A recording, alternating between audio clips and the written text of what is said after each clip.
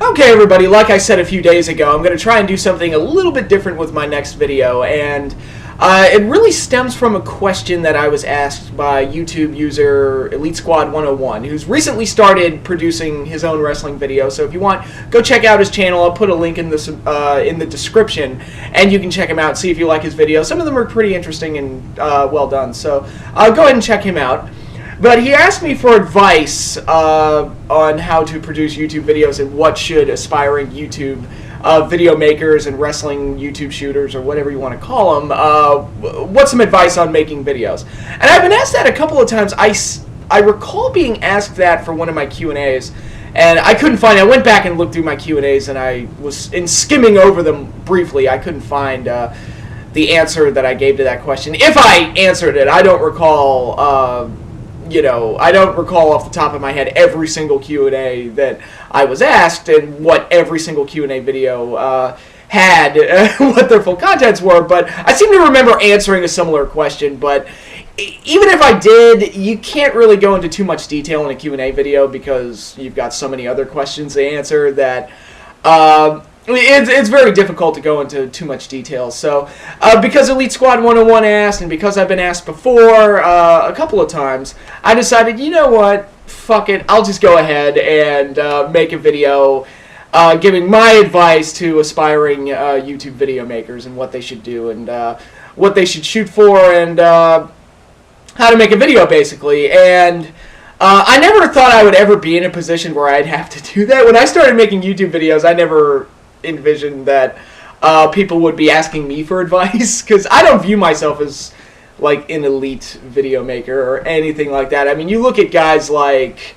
the Nostalgia Critic or ABGN or Linkara or Spoonie or the Nostalgia Chick or Angry Joe or Pat the NES Punk or all those other guys, those great video makers, Team 4-Star, anybody that does Let's Play videos, all of those guys, very good at what they do, very funny, very talented, and, like I said, they are very good at what they do, and I do not in any way view myself in that class. And even if you look at the elite of the wrestling YouTube makers, I'm no True Slayer, I'm no Bill and Doug, I'm no Deluxe Man. I've never viewed myself as any kind of elite guy, so I never expected to be asked those type of questions. But basically what I'll say is, if you want to be like if your goal is to be one of the elite, like the Nostalgia Critics or the AVGNs, you want to be recognized as one of those guys, I'm not the right person to ask, and quite honestly, you need to put in a lot of effort into your videos to make that type of thing work. When I saw the making of an AVGN episode and the amount of work that goes into making an AVGN episode, my jaw dropped. I was like, oh wow, really? That I never envisioned it took that much work to make a video.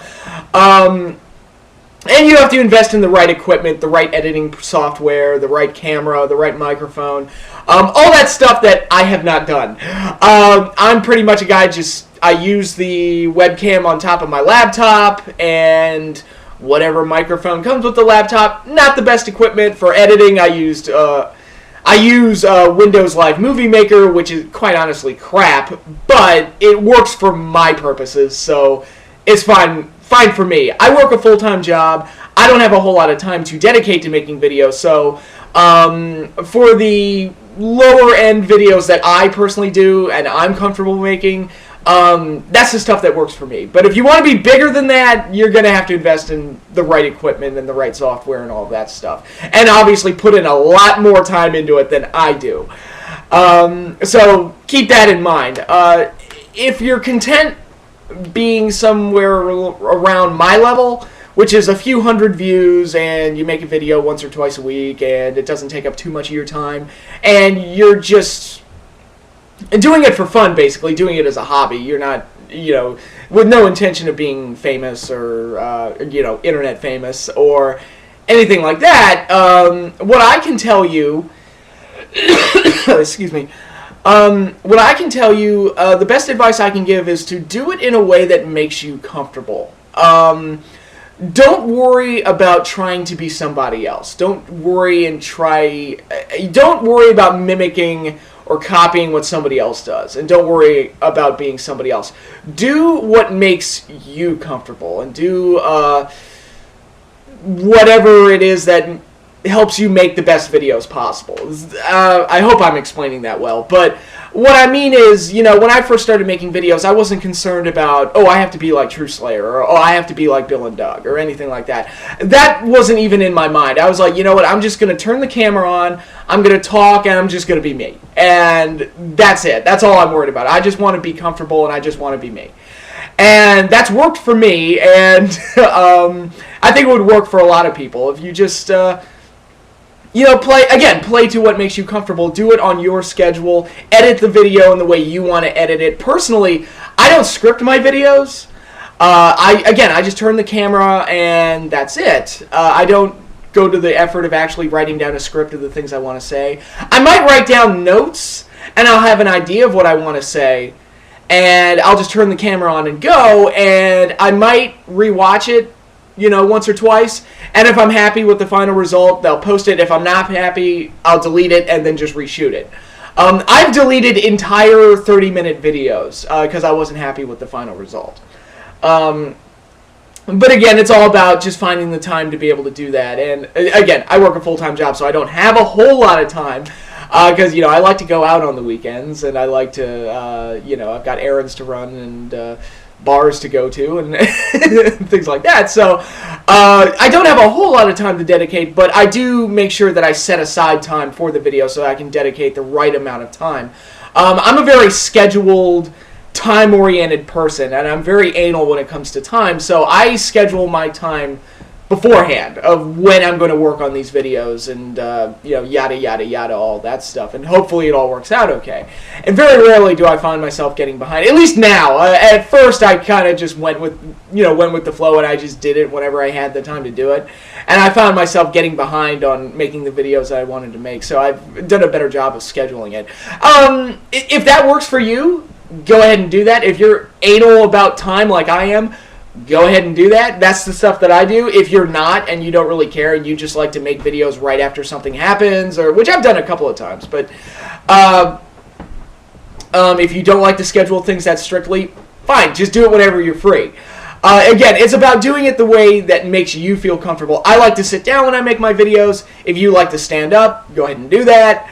If you like to edit your videos in a way that's comfortable for you, or if you like to script your videos word for word and rehearse it. Personally, scripting doesn't work for me because I'm not a trained actor and I don't think I have any kind of like natural ability to deliver dialogue, which is why I like to just deliver it as is. I just like to just say what's ever on my mind and just go. The problem with that is that there's a lot of conversation fillers like uhs and ums and well, you knows, and, you know, things like that, which people say make you sound unintelligent. I don't think it makes you sound unintelligent. I think it makes you sound unprepared. There's a difference. So I sound unprepared a lot of the time, but I think that works for me because, I'm trying to sound more natural and conversational. I'm not trying to sound like I'm reading off of a piece of paper or like I'm overly rehearsed or anything like that, because I don't think it would sound good if I did it that way, because, I'm not an actor.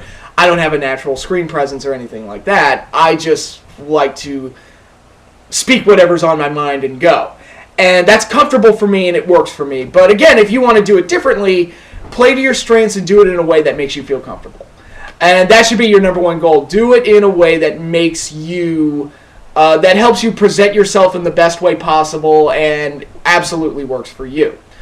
Negative comments. You're going to get negative commentary on your videos. That's just a way of life. It's just natural. Fortunately, I've been very lucky when it comes to negative commentary. I really haven't gotten it that bad. Even in the beginning when I first started, I didn't really get it that strongly. So I've always been very lucky with that.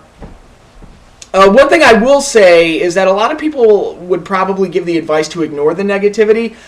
I disagree with that, because I do think there is value to be gained from constructive criticism, and I would say read the negative comments, and if you hear something that you think, you know, okay, that makes sense, I could probably work on that, or if they say something that is constructive and you can actually take from it and learn from it, that's all well and good, and you can learn and learn from your mistakes and grow and become better from there. So I think there is value in negative commentary. You're going to get your trolls, and I've been very lucky with that, but I've had a couple.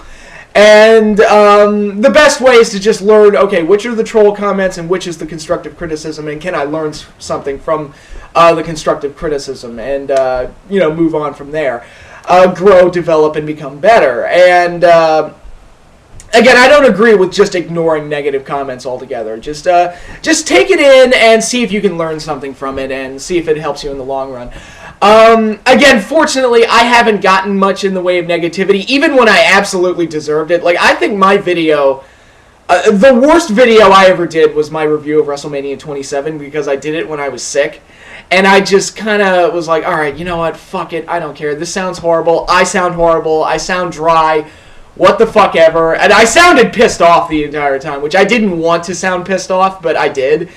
And granted, WrestleMania 27 wasn't that good, but I just came across like kind of a prick. But I was sick, so I just didn't put my best foot forward, basically. And I was very unhappy with how that video turned out. It's the worst thing I ever did, but I didn't get a whole lot of negativity on it, so whatever. That would always bother me, and if I could go back and change one video, it would probably be my review of WrestleMania 27, but I didn't get a whole lot of negativity on that one, so that's probably some other good advice. Be your own harshest critic, and if you think that you're having a problem with something, try and fix it, or if there's something that you think you can do better, try and fix it, and if it bothers you enough, go that extra step to try and fix it, I guess.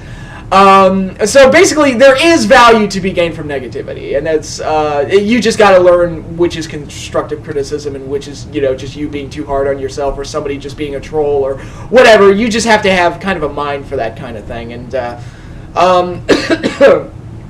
learn what's best. And actually, to kind of build off of that, as far as being your own harshest critic goes, try and take anything that you perceive as a weakness about yourself, and either try and hide it or try and turn it into a strength. To use my personal experiences, something that is somewhat of a trademark in my video are the sunglasses. And I always wear sunglasses in my videos, and when I first started doing videos, I got a lot of comments. It's like, dude, why are you wearing sunglasses? Why do you wear sunglasses in every video? And one person said that, oh, do you wear sunglasses because you're ashamed of being a wrestling fan and you're just trying to hide your face? I was like, no, because if that were true, I wouldn't be making the video at all whatsoever. I would continue to hide behind a keyboard. But the reason I wear sunglasses in every single video that I do, and I have done videos where I haven't worn sunglasses, or I'll take them off briefly to get a facial expression across or whatever, but the reason I wear sunglasses in every single video is because I filmed my first video, which was back in 2010. It was previewing Money in the Bank, and there was something, I think it was Hardcore Justice and Money in the Bank. That was my first video, and I previewed both of those shows. And I did the first take without sunglasses, and I absolutely hated how it turned out, because I have this nervous habit of looking off screen, like kind of glancing off screen, and my eyes are kind of going in all sorts of different directions, and there was just no focus. I just I looked like I was on drugs or something. At least I looked uncomfortable in front of a camera, and I absolutely hated how that first video turned out. So I looked back at it, and I was like, I can't post this. This is horrible. And I look like I've got like a nervous tick, and I just got no focus while looking at this video. And Bret Hart said on his DVD that he had a similar problem when he cut promos. His eyes would just be going off in all sorts of different directions, and it looked horrible, so he wore the sunglasses as a way to cover it up. And that worked for him, and obviously, you think of Bret Hart, you think of those trademark sunglasses. He turned it into a strength, and he turned it into part of his look. So I stole his idea and made it part of my look, and it sort of hides the problem that I'm looking off screen constantly. You can still kind of tell that I do it, but if you can't see the eyeballs twitching around, it's not as distracting. So the sunglasses help me hide that. And I could probably take the time to train myself not to do that, but that's too much work. So again, I'm kind of lazy, so I thought it would be best to just wear the sunglasses and keep going from there. And even if I did learn not to do that, the sunglasses are just, it's part of my look, it's part of my presentation. I can't imagine doing a video without it. So that was how I sort of covered up one of my weaknesses and made it work for me and made it, you know, a sort of unique part of my videos. Another thing that I have is my high-pitched voice. Naturally high-pitched voice that makes me sound like I never hit puberty. Actually, I have been mistaken for a woman over the phone countless times. It's a little annoying, it's a little demeaning, and it's kind of a blow to the ego. And, you know, it is a bit of a problem with me that I hated for years having this high-pitched voice. And as a kid and into my college years even, I had a huge fear of public speaking because I just hated the way my voice sounded. And I know that everybody thought my voice sounded weird. Even if they wouldn't say it, I knew that they thought I sounded weird. And that was something that I was just very self-conscious about and just really hated and really just couldn't stand. So, I don't know, I just kind of got over it. I got over the initial fear, and I just kind of adopted this attitude. So, you know what, fuck it, I sound the way I do, and that's just the way it is. And if people think I sound strange, that's fine, whatever. When I started doing videos, I found that I could use my high-pitched voice to accentuate my anger and my frustration. So in my videos, when I'm really upset and I'm really complaining about something and my voice gets really, really high and really, really annoyed and frustrated and it gets really, really annoying and stuff like that, I found that it kind of gets a laugh. So, okay, I'll just go with it. And it gets a laugh and it accentuates my anger and my frustration. So, again, whatever works. And whether they're laughing at me or laughing with me, I don't know. But it seems to get a laugh and it works for me. And it gives me another little tool to, again, to sort of accentuate how angry and frustrated I can get with something. So, and even when I'm happy with something, I can kind of go to this baby voice that's like, I'm so happy about what I just saw. Like the Godzilla trailer, so happy. Giants win the Super Bowl, so happy. And that kind of wimpy, high-pitched voice seems to, again, it gets a laugh, and it gives me something to play with and work with when I'm making my videos. So, again, I took something that I perceived as a weakness, and I kind of turned it into a strength. So, if there's anything that you have that you perceive as a weakness, try and flip it around and see if you can use it to your advantage, or find a way to hide it, like my nervous, twitchy eyes, or whatever. So, that's basically all the advice I can really give you about making YouTube videos and being a wrestling YouTube shooter. Be comfortable with yourself. Try and get something out of constructive criticism. There is value in it, and you can learn from it and grow and develop into something better going forward. So there is value in constructive criticism, so keep that in mind. And take your weaknesses and either turn it into a strength or find a way to hide it. That's the best advice that I can really give you, and there are probably guys around here that could give you even more advice and be a better source of inspiration for you, but for those of you asking me for advice, that's the best that I can give you.